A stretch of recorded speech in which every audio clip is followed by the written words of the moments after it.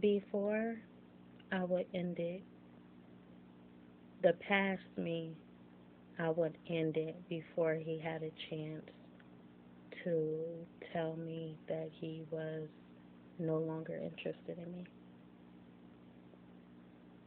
A secure tactic I used, on a guard. You know how you keep your guard up. That's one of the things that I did. Um,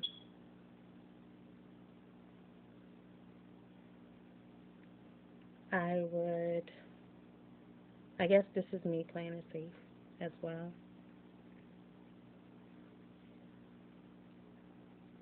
When the emotions became too heavy and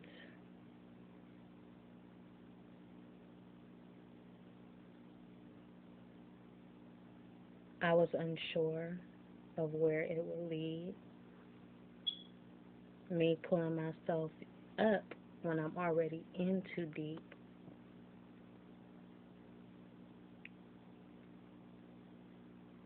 it's like clipping that string on that instrument. I did it myself. I do it myself because I know that that string is relevant. I know that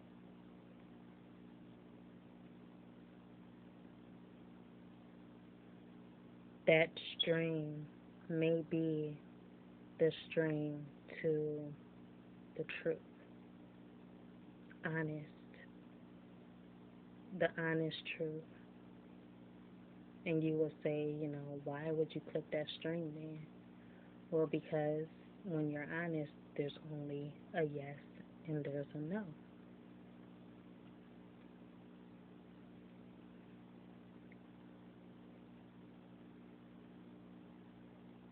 When I know it's about to end, I take it upon myself to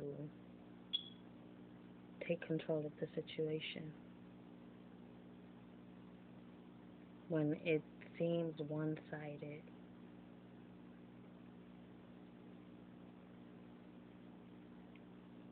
then this is one of the things that I would do. And that was me in the past. The me now, I tend to allow, well, the me developing, in the transition. So, me in transition would be allowing it to go on, to shrug it off. You know, I'm going to allow it to come together for itself. I'm going to,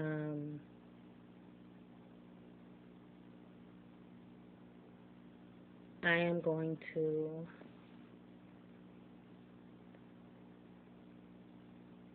let it go on, but only for so long. I guess I'm no different because it's just me doing the same thing,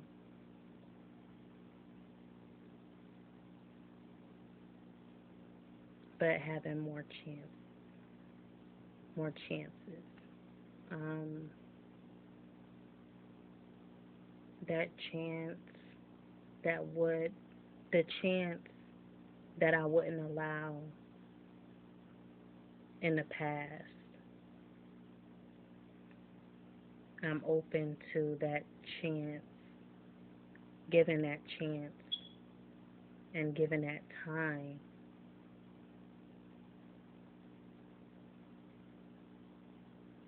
until it becomes obvious that, you know,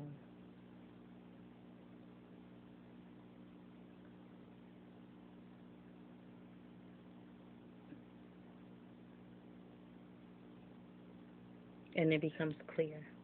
Because it's kind of easy to handle rejection if you already see it coming for yourself.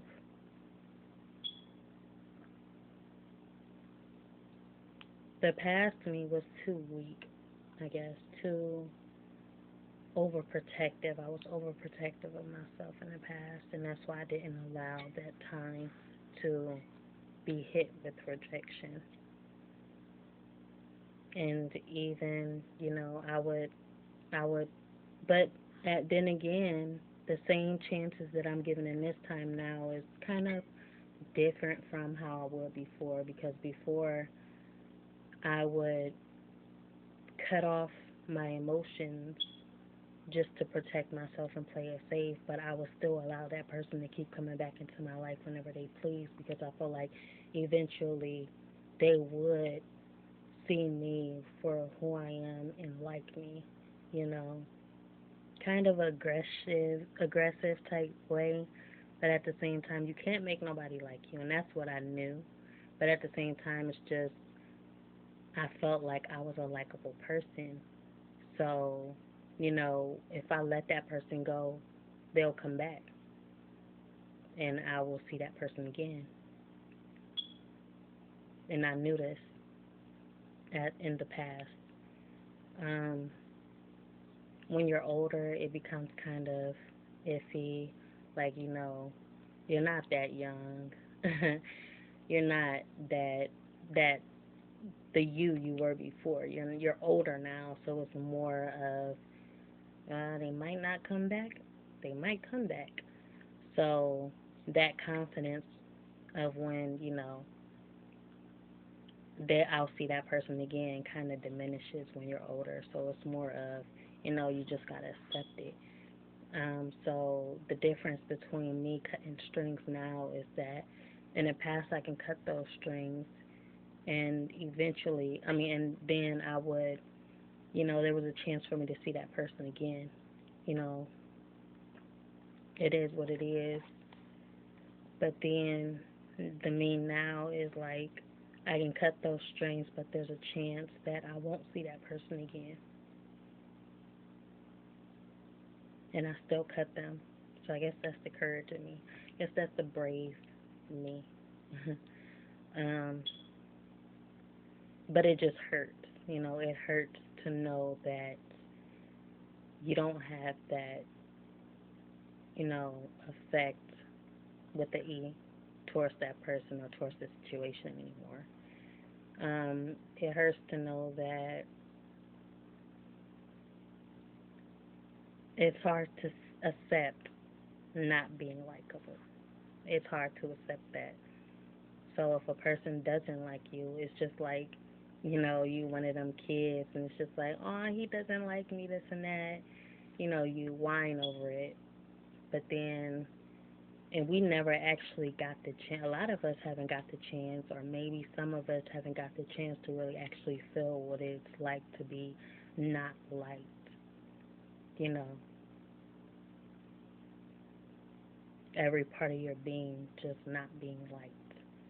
So it's hard to accept that when a person actually comes around and they kind of doesn't like you or they don't like you. It's hard to accept that. Sometimes situations in life it's just a reflection of who you were in the past, and it's just like you're experiencing yourself.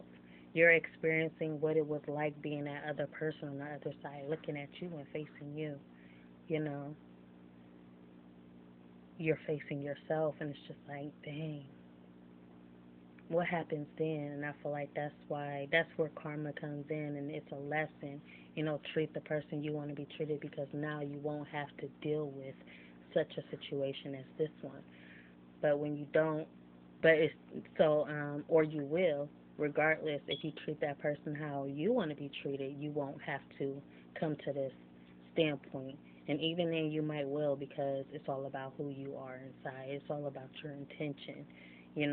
Intentionally, you wanted to be this way, but you wind up being this way instead. But it still hits you right in the face, and it comes right out the light, and you're still faced with that situation or that experience because you wasn't honest from the beginning. Um, so the question of the day is,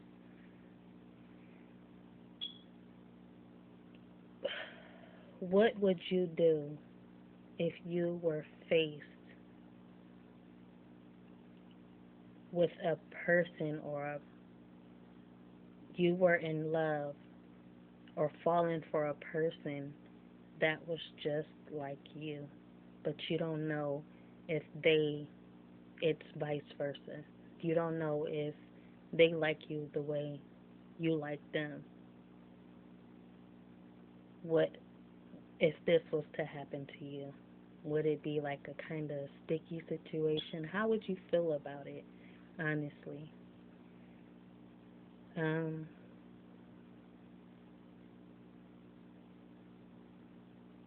how would you deal with it, and how would you approach, or how would you approach this experience or this situation?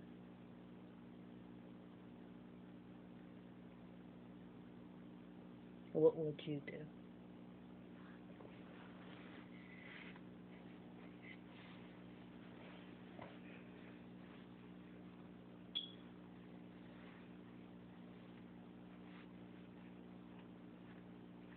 Or how would you take it? Because there's really nothing really you can do, but how would you take it is more of how would you have learned from this? How would you apply it to your life going forward?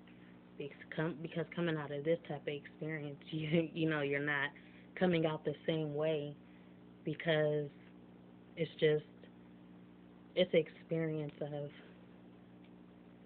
that's really hard and painful to accept. So if you do accept it, you're really, really strong. But at the same time,